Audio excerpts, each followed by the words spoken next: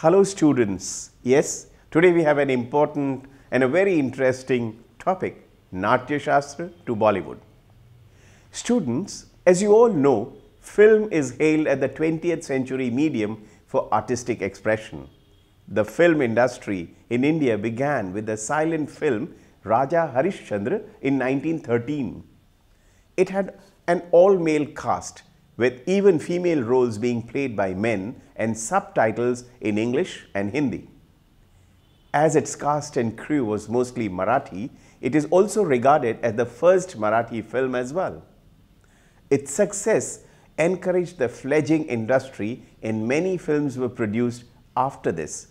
But it was on only 1931 that Alamara was made, the first talkie. There are believed to be several influences on Indian cinema, of which a major influence is the epic Ramayana and Mahabharata. And Mahabharata has there have been several influences on the Hindi film, and majority of them is from the epics of Ramayana and Mahabharata that have as a whole cast a great influence on Indian mind.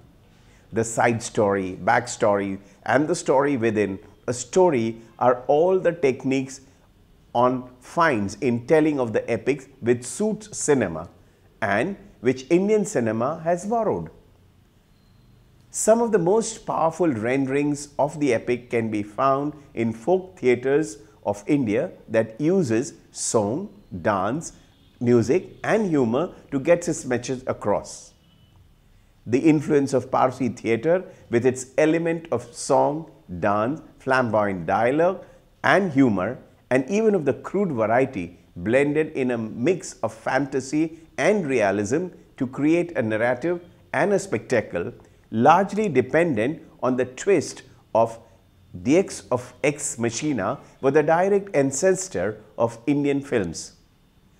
Interestingly, most of the film producers and many of the actors in the early period, definitely till the 1950, came from the background of drama, dance and music theatre companies of that time. Thus, Bollywood films are based on the long heritage of Indian culture. It may be noted that the term Bollywood is being used for the Hindi film industry, which is most prolific of all film industries in India.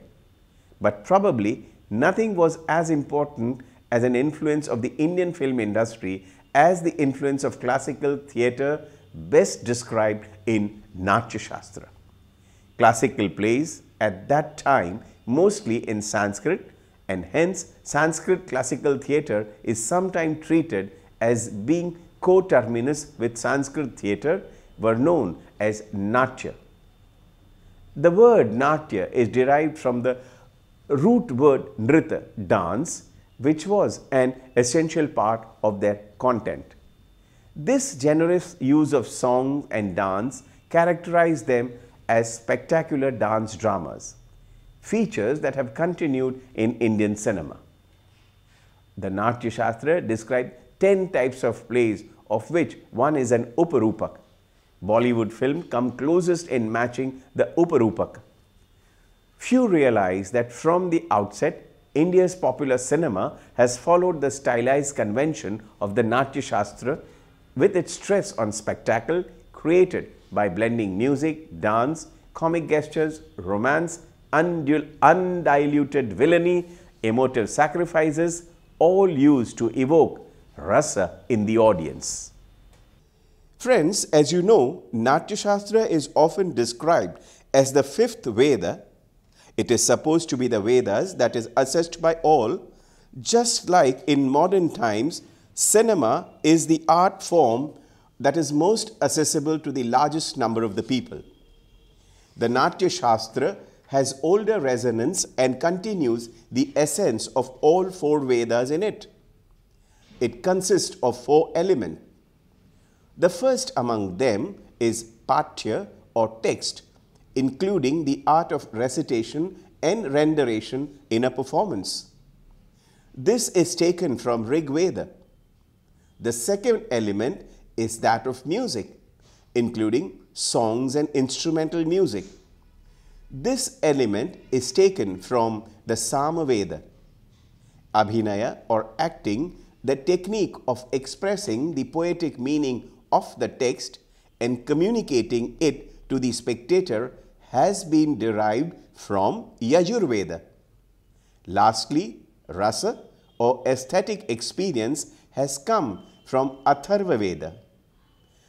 It is at the outset the anukarana or the redoing of the triple universe and life in its entirety. But ultimately, it is the anukirtana of bhava, that is, retelling of emotive states in order to create a new world of imagination that both the classical form of Natya and Indian cinema continue to do till today. As Natya is derived from Nrit or the Sanskrit verb to dance, it is not surprising that Indian films have such an overload of dance and songs. In the Natyashastra, dance is classified as either Margi or Desi. That which is sacred for the gods and danced for them is Margi. It shows the way or marg, as it were, to higher goals and ends. In contrast, the dance for the pleasure of the humans is called Desi. Of course, this tradition continues in Bollywood films. The seductive item songs and the fast-paced and high-octane energy-driven dances that we increasingly see today would appear to fall in this Desi category. What makes a typical Bollywood film is the masala in it.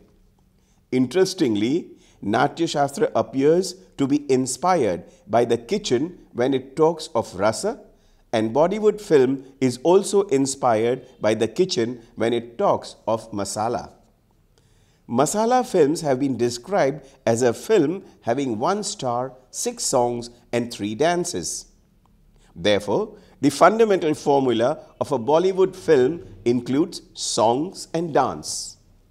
And it has been a winning formula since it has been able to keep the takeover of Hollywood cinema, as has happened in many countries around the world, and that it has been a self-sustaining industry that has a finger on the pulse of the people and is constantly reinventing itself to keep the footfalls and the box office going.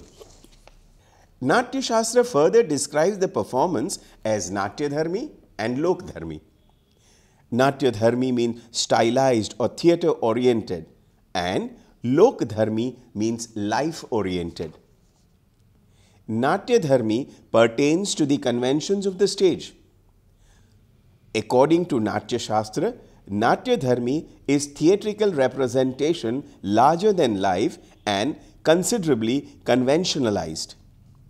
It is stylized, and the artist's imagination has a free hand in this mode, contrasted with Lokdharmi. This further establishes the point that Indian films are not being realistic but based on fantasy using the principles of Natyashastra. In the second chapter of Natyashastra, the norms of the Prekshagrah or auditorium are described. Bharat's ideal model was an intimate theatre considering the subtle emotions of the eyes and other facial expressions which were important for the actor to express the appropriate bhava and its nuances that it constructs along the way. The lens of the camera changed the need for all this because it came so close to the pupil of the eye that it could detect a flicker that even a small theatre would miss. This closeness appeared to border on voyeurism but drew the audience into the experience through a stylization that made them savor the emotions. When it came to the actor, even the actor was a patra, a bearer of the bhava, and not the bhava itself. That happens in case of Western Stanislavski method. where the actor must have a character who is a living, breathing embodiment of an emotion rather than simply conveying emotions.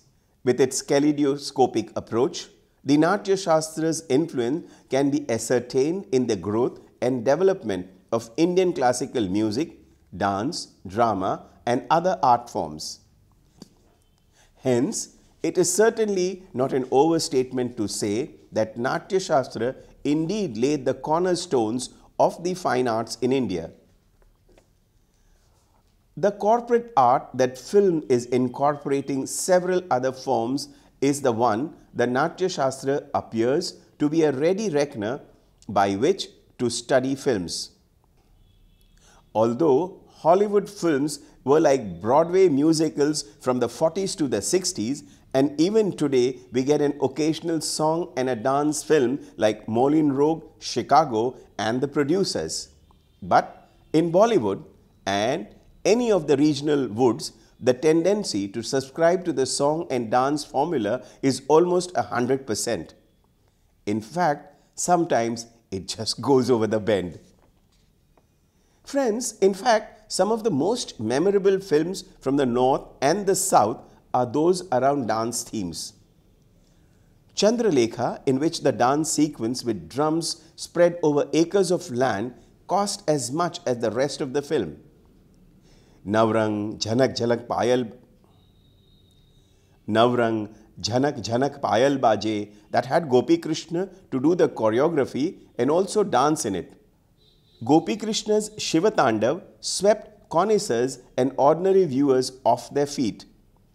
Nache Mayuri, produced in 1986, retold the inspiring story of dancer Sudha Chandran, who in real life lost her leg to amputation following an accident and yet danced on Jaipur foot. This film, Nache Mayuri, won her a national award and gave us a film on dance that was real. One film stands out that deserves a special mention. Kalpana. Produced in 1948, Kalpana was doubtless a dance film, not because Uday Shankar directed it, nor because it featured Amla Shankar and Padmini of Travancore sisters, but because it used cinema as a medium of dance.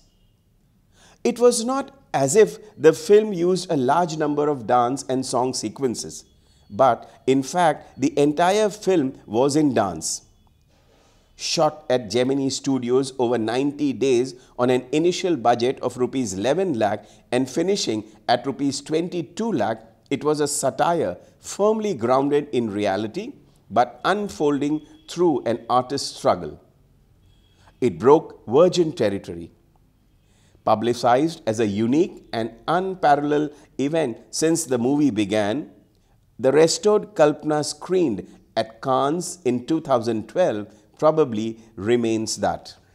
Most Bollywood films subscribe to the idea that the cornerstone of a film is the Rasaraj, Shringar, as they are about romance in the face of great impediments.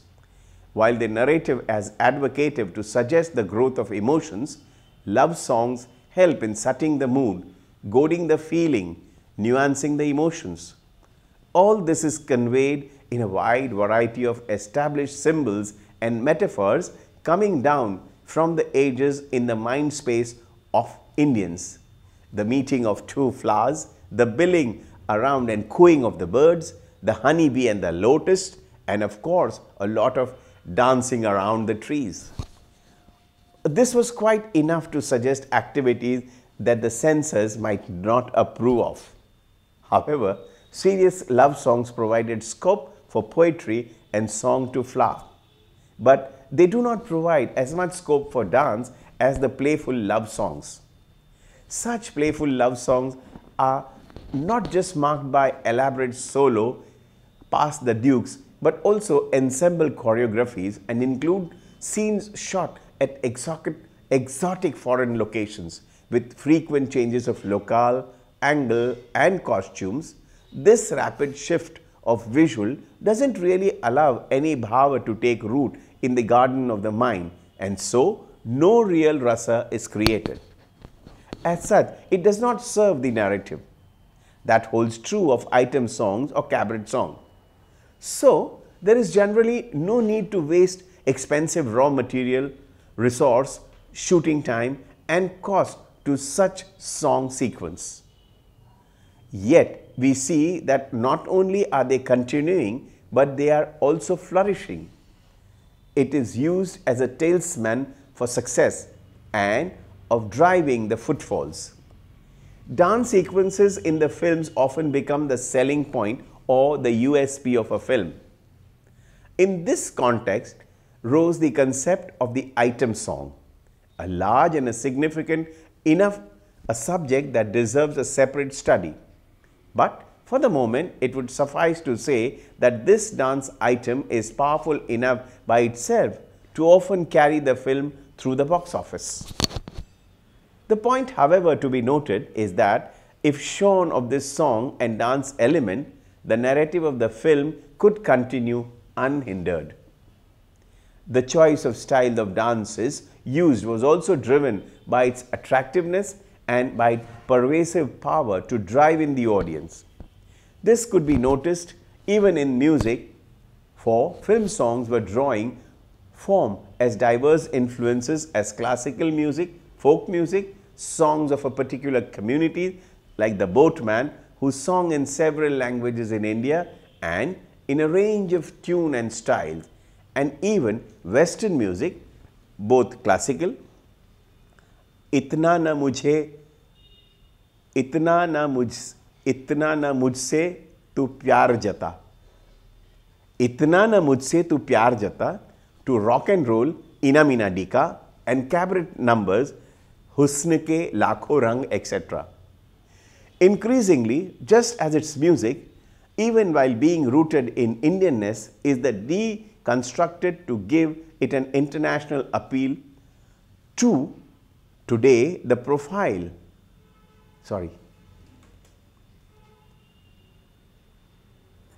Deeply rooted in Indianness is deconstructed to give it an international appeal. Today, the profile of dance in Indian film is taking on a global look, not just in its form, but in its cinematic treatment as well. In the films made till after 2 decades after independence, the film drew largely from classical and folk dances. Yes, since neither classical dance nor folk dance are homogeneous entities, one witnesses considerable dance variations. From the south used Bharatnatyam and Kuchipudi, while those from the north and the east tended to use Kathak, mostly and closely associated with the mujras of the Tawayafs. At that time, some of the names for choreography were renowned names from the field of classical dance, like B. Sohanlal, who choreographed Sahab Bibi or Gulam, Jewel Thief and Chaudhry Ka Chand. Lachu Maharaj, yes, the great Kathak exponent, choreographed Mahal, Pakiza, Mughal-e-Azam, etc. Another legendary name, Cheeman Sheth, yes, he choreographed Mother India. The choreographer Krishna Kumar choreographed Avara, Madhosh, Andaz, etc. And the noted Gauri Shankarji choreographed Pakiza. Gopi Krishna and Kumudini Lakhya. Yes, Kumudini Lakhya choreographed the legendary film Umrao Jaan with Rekha and a host of other modern choreographers as well. Amongst men, the role played by Kamal Hassan in Vishwarupam is the result of intense work under a great maestro, Pandit Birju Maharaj. Even Rituparna Ghosh's role in the film Chitrangada had the benefit of training under classical dancers Sharmila Biswas. This list, by no means complete, successfully point out to how earlier Bollywood films used classical dance for its inspiration and classical dancers as choreographers. There is a close link between classical dancers who have become fine actresses like Sitara Devi, Vaijantimala Bali, Hema Malini, Wahida Rahman, Meenakshi Sheshadri, Madhuri Dixit, and many more. Their work can be noticed right away as they are very comfortable in any dance form. In fact, this formula of using song and dance is a reflection of expressing cultural identity. An example of reverse influence is narrated ahead. In this case, the film treatment helped strengthen the classical dance content. The renowned Odissi guru Kelucharan Mahapatra acknowledged the impact of his work of his childhood mentor, Rasa party owner Guru Mohan Sundar Goswami. Guru Goswami trained him in the requirements of Rasa Leela, but he was to leave a longer lasting impact on Kelucharan Mahapatra's life and work. A seminal, significant Shubal influence came from the example of Goswami's effort to establish an Odisha identity through his pioneering work in Uriya films. Mohan Sundar Goswami produced the first complete Odissi feature film in 1936 named Sita Bibah or Sita Bibah. This film was distinctly an Oriya creation. The film had 14 songs in its 2-hour duration and all singers from the movie were from Orissa. Mohan Sundar Goswami, who had scripted the film himself, consciously and contemporaneously used the traditional music of the land. This weaving in of lateral creativity to get the right vernacular flavor was a trait that Kelucharan Mahapatra imbibed well and drew later in his revival of Odissi dance. The folk dances of India are an enduring influence on Indian films.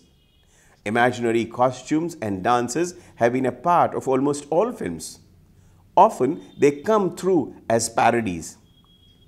Take the case of Nain Soi Soi Nain Jage Jage from the film Ye Gulistan Hawara or Mera Naam Aao from the same film that are supposed to be Naga dances.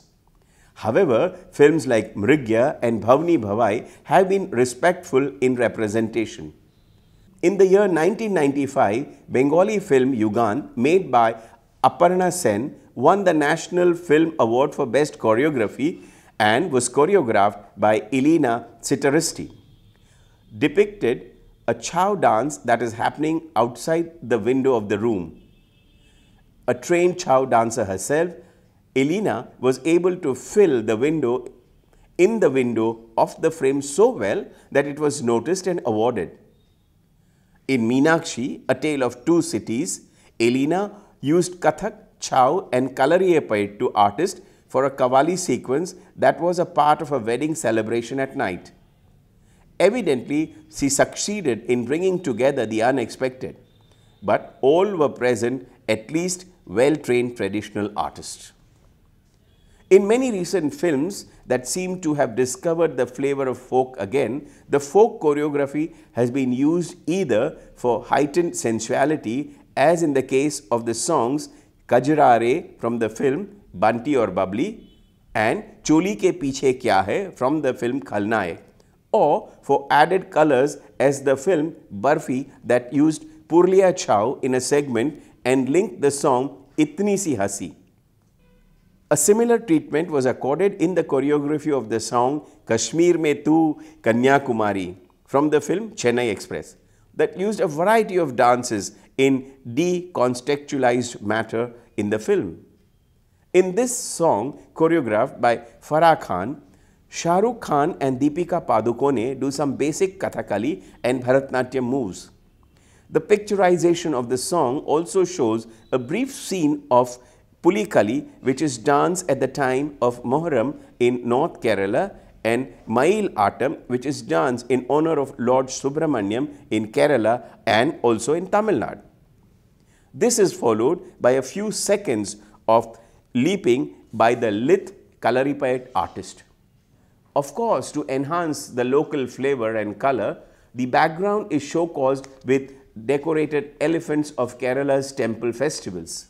Why Even the song 1, 2, 3, 4, Get on the Dance Floor, has movement inspired by Dappan Kooth, and even the costumes of lungi raised halfway, the open unbuttoned shirt knotted at the bottom to reveal the chest is similar to what these traditional dancers wear. A bandhana on the head, neck or wrist completes the ensemble, and it was visible in the films as well. Dance and music may have become an integral part of the films, but with the exceptions of a few cases, dance, both folk and classical, suffered seriously. Each dance style taken up by the film industry began by being handled by experts in their style as established earlier.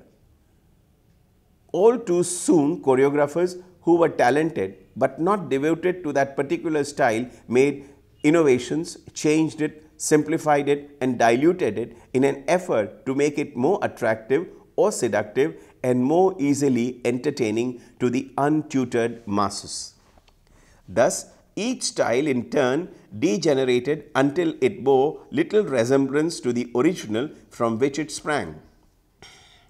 Eventually, the language of many styles was mixed, and to this hybridized melang were added elements taken from the West. Regrettably, a reverse perversion is happening as a result of this hybridization. In the original source, centers of these folk dances undoubtedly influenced by valorization that the hybrid form of the dance is receiving, some degree of pollution is entering the original source area. Author Vikram Kishore laments that as a result of this dance, which are the patrimony of the real world, are being destroyed. Friends, although there has been no complete breakaway and these folk and classical influence continue even today, they seem to have become mixed with many more dance styles and have at times become unrecognizable as to their origins.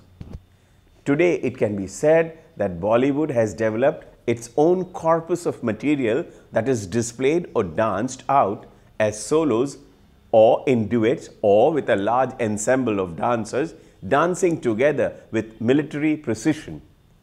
In the early days, some of these moves were either easily identifiable as belonging to a particular style or rather hard to class as dancing.